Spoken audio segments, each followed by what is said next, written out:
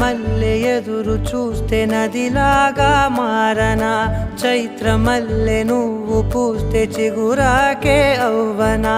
నన్నే వరించే యువరాజును అంట నీ యువ